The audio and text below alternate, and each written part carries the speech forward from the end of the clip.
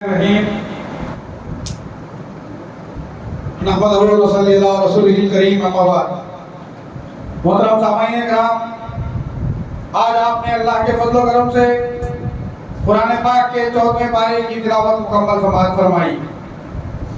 اس میں دو سورتیں تھیں، سورۃ الحجر اور سورۃ النحل۔ سورۃ الحجر قرآن پاک کا 15واں سورہ ہے۔ اس میں 6 رکوع، 658 الفاظ اور 2797 حروف ہیں۔ الحجر اس سورت کا نام اس لیے پڑا ہے، اس میں قوم ثمود کا تذکرہ ہے جو پتھروں کی چٹانوں میں اپنے گھر تراش دیتے تھے۔ پھر بتایا گیا کہ کافروں پر ایسا بھی وقت آئے گا وہ مسلمان ہونے کی آرزو کریں گے۔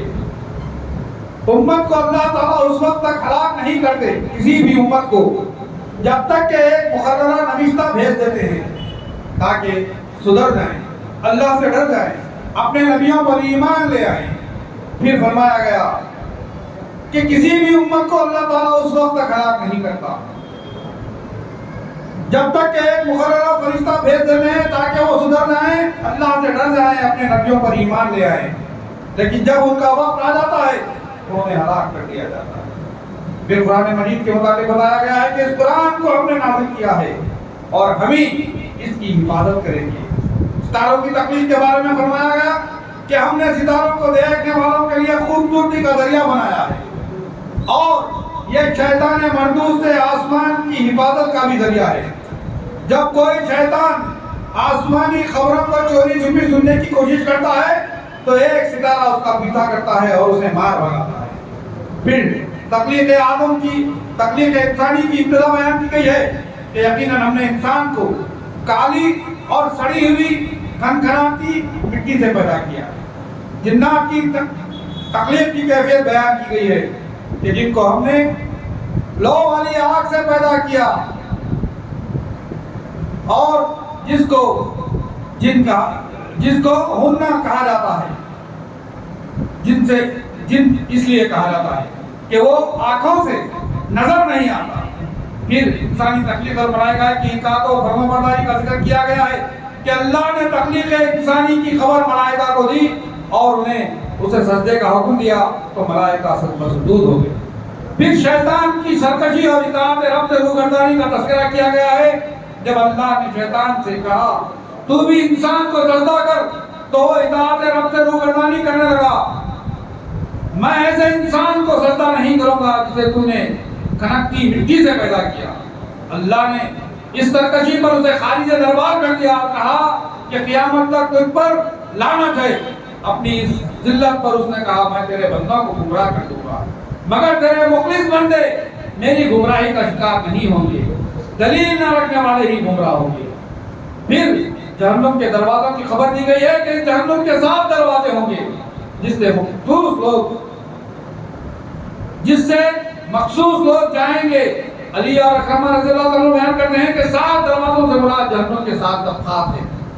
ایک ہے جہنم، دوسرا ہے لظی، تیسرا ہے حتمہ، چوتھا ہے سعیرہ، 5واں سقر، 6واں جہنم اور 7واں ہے حاویہ۔ اس طرح یہ 7 طبقات بیان کیے گئے۔ پھر متقیوں پر انعامات کا تذکرہ کیا گیا ہے کہ وہ باغات اور چشموں میں رہیں گے، سلامتی اور امن کے ساتھ داخل کیے جائیں گے، ان کے سینوں کو کینہ اور رنجشوں سے پاک کیا جائے گا۔ وہ بھائی بھائی بن کر جنتوں کے بالا خانوں میں ایک دوسرے کے سامنے بیٹھیں گے، نہ انہیں کوئی تکلیف چھونے والی ہے نہ وہاں سے نکالے جائیں گے۔ کہ نبی کو حکم دیا گیا ہے کہ میرے بندوں کو باخبر کر دو کہ میں معاف کرنے والا اور رحم کرنے والا ہوں اور میرا عذاب رسوا کن ہے۔ حضرت ابراہیم کا تذکرہ کیا گیا ہے جب فرشتے ان کے پاس آئے اور سلام کیا اور بیٹے کی خوشخبری سنائی، ابراہیم نے کہا ہائے ایسی خوشخبری وہ بھی بڑھاپے میں۔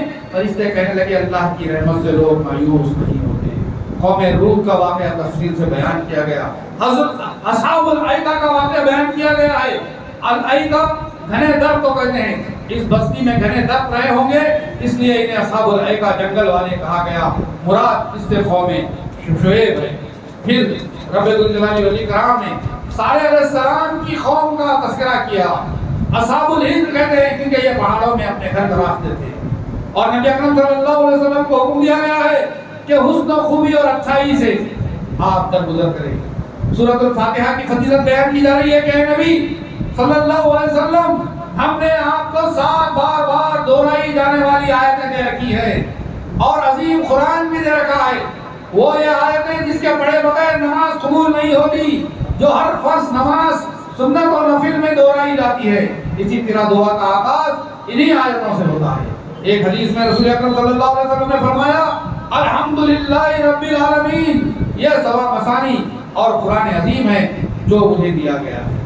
پھر رسول اکرم صلی اللہ علیہ وسلم کو حکم دیا گیا ہے کہ آپ کفار کی باتوں میں پر کبھی بھی خاطر نہ ہو اور اہل ایمان کے لیے آپ نرم ہو جائیں اور ان کے ساتھ مرحبت اور شفقت کا سلوک کریں.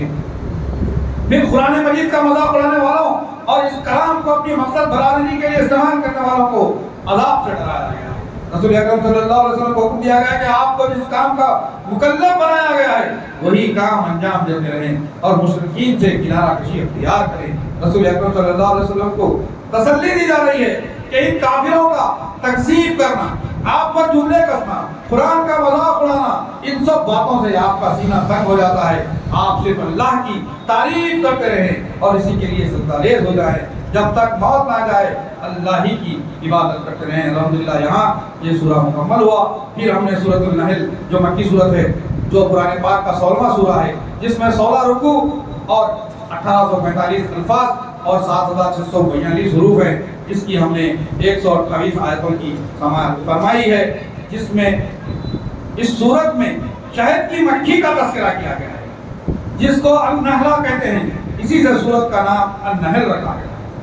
قیامت کے آنے کی خبر دی گئی کہ کفار اور مشرکین بار بار قیامت کے آنے کے متعلق سوال کرتے ہیں. یہاں جواب دیا گیا ہے کہ اتنی عجلت مت کرو, وہ تو آ کر ہی رہے گی, یہ اللہ کا فیصلہ ہے. انسان کی تخلیق کی حقیقت بتائی گئی ہے کہ وہ ایک قطرہ نطفے سے پیدا کیا گیا ہے.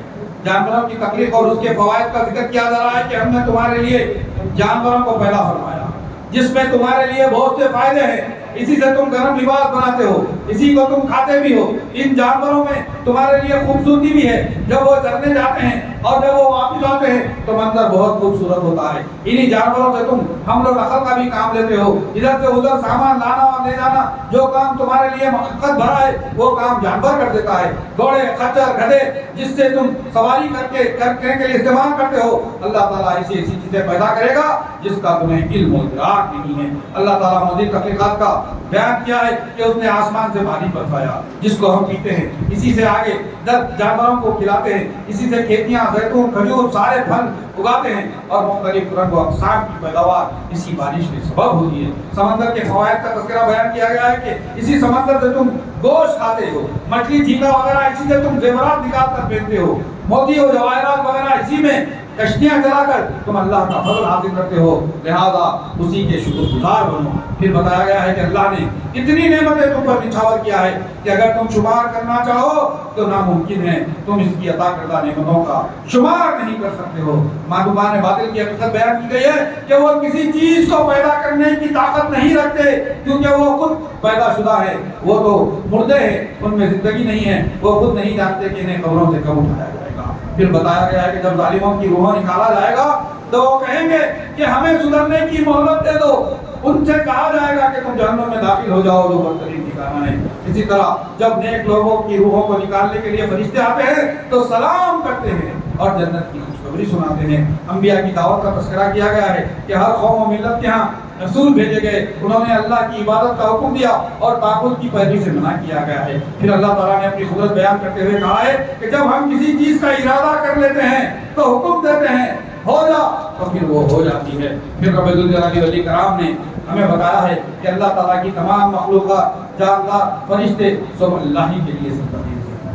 اور آیت میں کہا گیا ہے کہ دو معبود ہرگز نہ بناؤ, ایک ہی معبود برحق ہے, کہاں کہاں بھٹکتے جاتے ہو. پھر مشرکین کے عمل کی نفی کی گئی ہے کہ وہ ہماری دی ہوئی روزی میں معبودان باطل کا حصہ مقرر کرتے ہیں اور اللہ کی ذات کے ساتھ بیٹیوں کی دیتے ہیں. پھر انسان کی بری صفت بیان کی گئی ہے کہ جب اس کو بیٹی کی خبر دی جاتی ہے تو اپنے آپ کو ذلیل اور رسوا محسوس کرتا ہے اور جب گھٹ گھٹ کر جیتا ہے لوگوں سے چھپا چھپا کر پھرتا ہے، وہ سوچتا ہے کہ ذلت کے ساتھ بیٹی کا بوجھ اٹھانا، پھر یا اسے مٹی میں دفن کر دے۔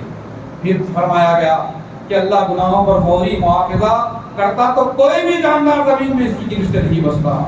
پھر بتایا گیا ہے کہ جانوروں کی زندگی میں تمہارے لیے نصیحت کے پہلو ہے، ہم تمہیں ان کے پیٹوں میں جو کچھ ہے گوبر اور خون کے درمیان سے خالص غیر آلود دودھ پلاتے ہیں جو مزیدار بھی ہے اور بچنے والی غذا بھی ہے۔ پھر اللہ نے شہد کی مکھی کو حکم دیا ہے کہ وہ بلند و بالا پہاڑوں، اونچے درختوں اور بلند محلات پر اپنا گھر بنائے اور ہر قسم کا پھل کھائے اور اللہ کے راستے میں آزادی سے زندگی بسر کرے۔ وہ اپنے پیٹ سے مختلف رنگوں کے شہد پیدا کرتی ہے جس میں لوگوں کی بیماریوں کے لیے شفا ہے۔ پھر بتایا گیا ہے کہ اللہ جو تمہارے میاں بیوی کے جوڑے بنائے اسی نے تمہیں نرینہ اولاد کے دے کر عہدے عطا فرمائے اور پاک روزی عطا فرمائی۔ پھر بتایا گیا وہی اللہ تم کو ایک دوسرے پر فوقیت دیتا ہے، کسی کو تونگری کسی کو تنگستی بنا دیتا ہے، لیکن خوشحال لوگ تنگستوں پر خرچ نہیں کرتے، کہیں یہ بھی برابری اختیار کر لیں۔ پھر بتایا گیا ہے وہی اللہ جو تمہارے میاں بیوی کے جوڑے بنائے اسی نے تمہیں نرینہ اولاد دے کر پوتے عطا فرمائے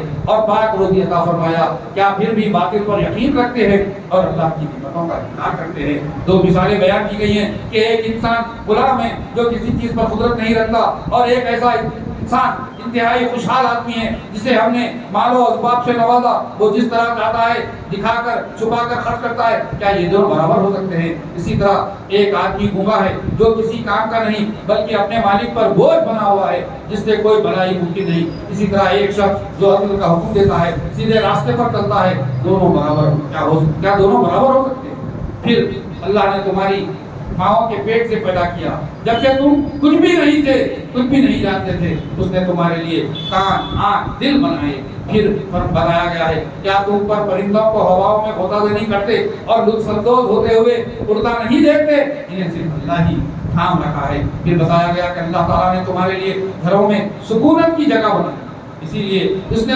تمہارے لیے جو چوپایوں کی کھالوں کے گھر بنا دیے جنہیں تم ہلکا پھلکا پاتے ہو اپنے سفر کے دوران دن اور اپنے ٹھہرنے کے دن بھی، اور ان کی اون روحوں اور بالوں سے بھی اس نے بہت سے سامان اور وقت مقررات کے لیے فائدے کی چیز بنائی ہے۔ پھر حکم دیا گیا ہے کہ اللہ تعالیٰ کو تم کو حکم دیتا ہے کہ تم عدل و انصاف اور احسان کرو اور خرابت داروں پر عنایت کرتے رہو۔ وہ تمہیں روکتا ہے بے حیائی اور برے کاموں سے، بغاوت اور سرکشی سے تمہیں نصیحت کرتا ہے تاکہ تم یاد رکھو۔ ایمان اور عمل صالح کرنے والوں کو حقیقی مومن کہا گیا۔ ایسے لوگوں کو پاک و صاف زندگی عطا کی جائے گی، ان کے بہترین اعمال کا اچھا بدلہ دیا جائے گا۔ پھر حکم دیا گیا ہے کہ جب بھی تلاوت قرآن پاک کرے تو سب سے پہلے تعوذ پڑھے اور شیطان کو دور کرے، کیونکہ مومنین اور متوکلین پر اس کا کوئی بھی حربہ چلنے والا نہیں ہے۔ اس کا حربہ تو ان پر چلتا ہے جو شرک کرتے ہیں۔ پھر بتایا گیا ہے کہ اگر کوئی مومن باطل ناخواستہ قرات کے ساتھ نہ چاہتے ہوئے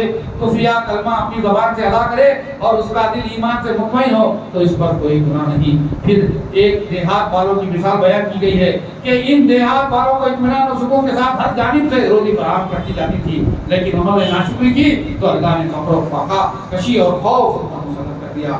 پھر حکم دیا گیا ہے کہ اگر تم اللہ ہی کی خالص عبادت کرنے والے ہو تو تمہیں چاہیے کہ تم اسی کی اطاعت کردہ روزی میں سے حلال اور پاک کھاؤ اور اسی کی نعمتوں کی شکر گزاری کرو۔ اور پھر احکام بتائے گئے ہیں کہ تمہارے لیے مردار خون اور خنزیر کا گوشت اور غیر اللہ کے نام پر منسوب حرام ہے۔ پھر اس بات کا سے روکا گیا ہے کسی بھی چیز کو حلال کہنے سے گریز کرو، بنا علم بنا تحقیق کی زبان نہ چلاؤ، یہ اللہ پر جھوٹ باندھنا ہے۔ پھر بتایا گیا ہے کہ وہ لوگ جو نادانی کے سبب گناہ کرتے ہیں یا برا کام کرتے ہیں اور پھر توبہ کر لیتے ہیں اور اپنی اصلاح کر لیتے ہیں تو اللہ تعالیٰ ان کی بخشش فرما دے گا۔ پھر حضرت ابراہیم علیہ السلام کی صفات بیان کی گئی ہے کہ وہ مشرک نہیں تھے۔ پھر 125 سے آخری آیت 128 تک داعیان حق کی تربیت کی گئی ہے کہ حکمت اور عمدہ نصیحت کے ذریعے سے لوگوں کو دعوت دے۔ اللہ ہدایت یافتہ اور گمراہ لوگوں کو اچھی طرح جانتا ہے۔ کسی بھی غضب میں صبر کرنا تمہارے لیے بہت بہتر ہے اور منکرین دعوت سے مبتلا نہ ہو،